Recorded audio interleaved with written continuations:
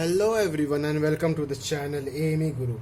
This is the third video in which I will explain about what is an airfoil, the different types of airfoil, the terms related to it, and what are those used for.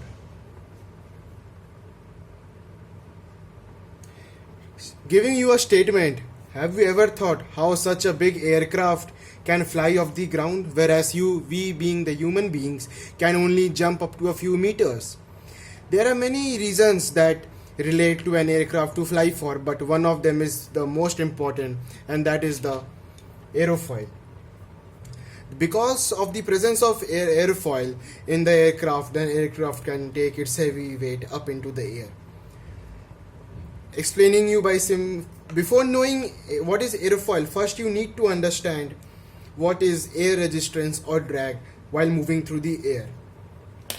Taking some simple diagrams, if we place a perpendicular brick in the flow of air, we see that the air strikes against it and almost returns back, and even if some of the air passes over it, then they are almost or 100% disturbed. Whereas if we place a spherical ball in the flow of air, we see that although there is some disturbance, but still the spherical ball gives a path to the air to go for. The resistance provided here by the cylindrical and the perpendicular blade is more,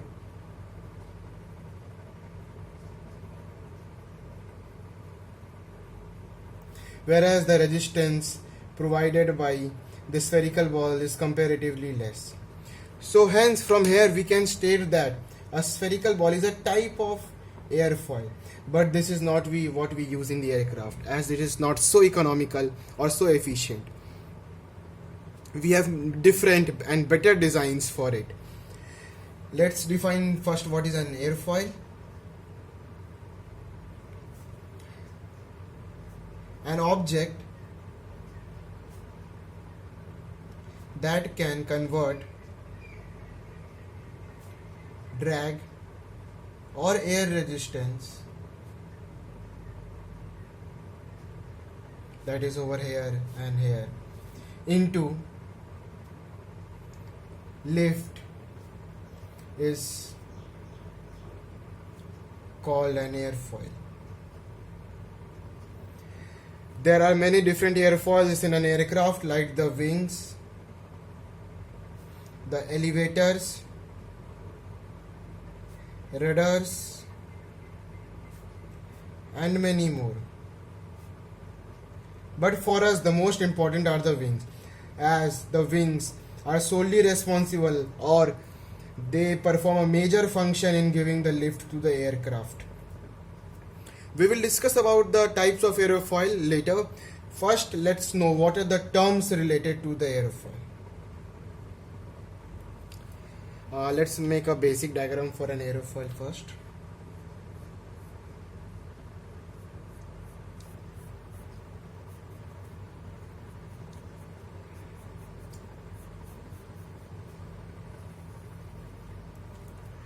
I will jot down the terms and then I will explain you. Getting to the first point, what are the leading edge and the trailing edge? The front section of the aerofoil is called the leading edge, in short form known as the LE, although don't use it in the general purpose. The end portion is known as the trailing edge. The line joining both the leading edge and the trailing edge is known as the chord line. Coming to camber, the curvature you see both up and down, the upper curvature and the lower curvature, this is called the camber, or we call this the upper camber and the lower camber. But the position of maximum camber, the point like this over here, the curvature is the maximum, so this we call as the position of maximum camber. Then comes leading edge radius. The radius which the leading edge makes with respect to the point of leading edge is called the leading edge radius. Thickness, the distance between the upper surface and the lower surface is the thickness. Maximum thickness, the maximum distance or the displacement from the upper surface and the lower surface is called the maximum thickness.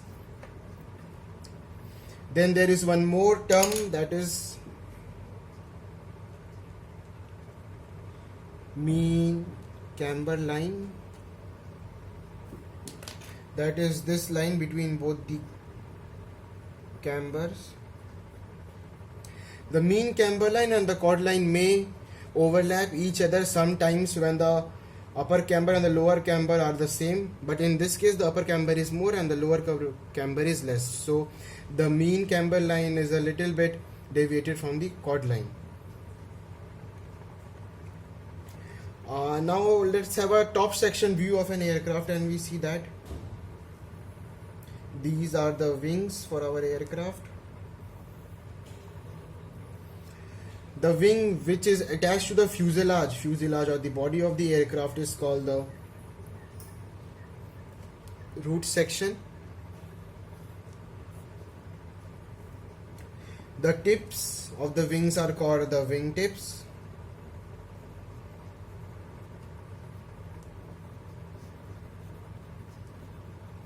And the line joining both the wingtip is known as the span. The terms which I explained to you now about the aerofoils are used in some places. These are the basic terms which I have jotted down, which will be used, and you will remember this afterwards. Leading edge, trailing edge, root and wingtip we generally use together to mark the position of the control surface where it is placed. Like for example, in aircraft we have flaps. We can say that it is a trailing edge root flap. We have slats, for which we can say it is leading edge slats. We have got navigation lights, placed at the wingtip.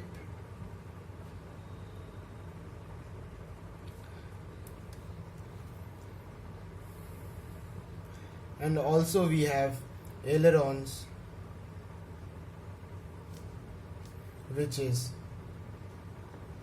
trailing edge root section, wing tip section.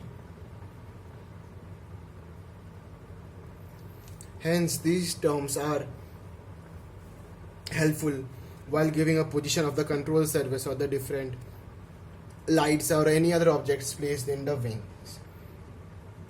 Talking about chord, the chord was the distance from the leading edge to the trailing edge. We have many important applications of the chord, like it helps us to find the angle of attack, the angle of wing setting,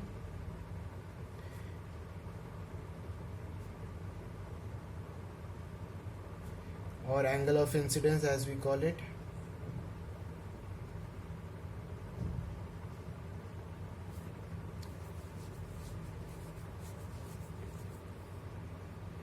And many more.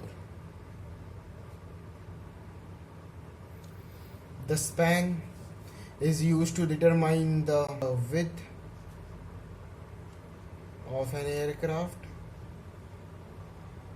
Also helps in determining the aspect ratio,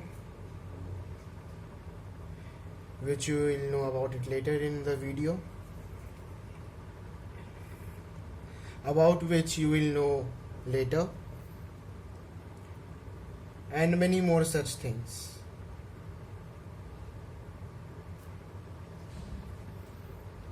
Camber helps us to know the type of aerofoil. There is unequal distribution of camber on the upper surface and the lower surface. We call it unsymmetrical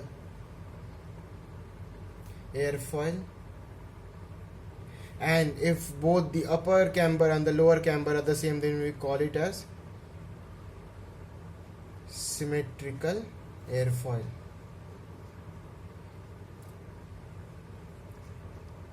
Camber also helps us to know if that is an high speed, low speed or a medium speed aircraft. As if there is more camber,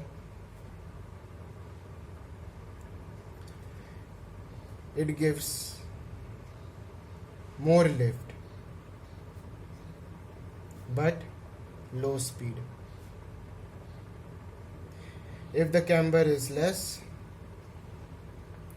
or zero, it gives high speed and less lift, as in cases with the fighter aircrafts.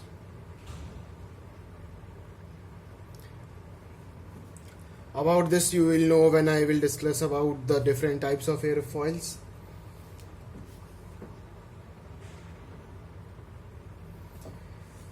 Now coming to the types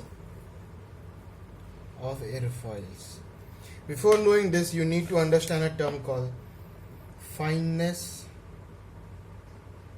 ratio, which is thickness by chord.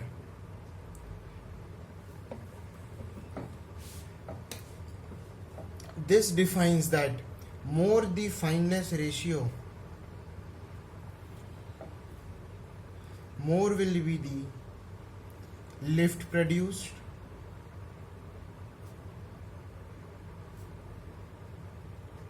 more will be the camber of the wing. As the fineness ratio goes down, the lift goes down, the camber goes down, but the speed increases. Talking about the types, there are generally three types of airfoils: the high lift airfoils, the general purpose airfoil, and the high speed airfoils. In the high lift airfoils, the fineness ratio is about 15%. In the general purpose, the fineness ratio is about 10%, and in the high speed, the fineness ratio is about 7%. There is more camber, comparatively less,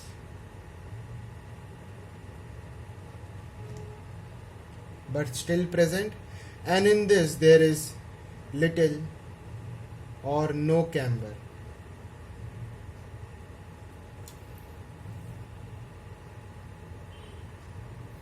In this, the center of pressure movement is high,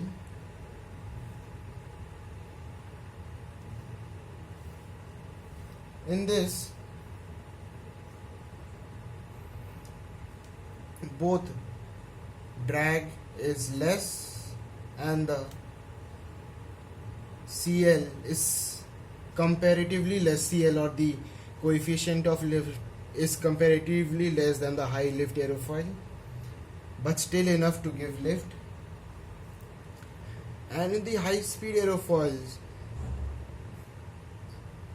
there is sharp leading edge, as there will be no camber, and in this symmetrical about chord line.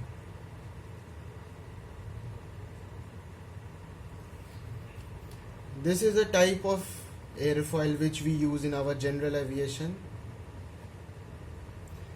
as it gives both our lift and the speed. This is high speed aerofoil used for the fighter jets, the fighter aircrafts, which needs more speed rather than more lift. So this was it for today's video. Hope you like it, and thank you for watching.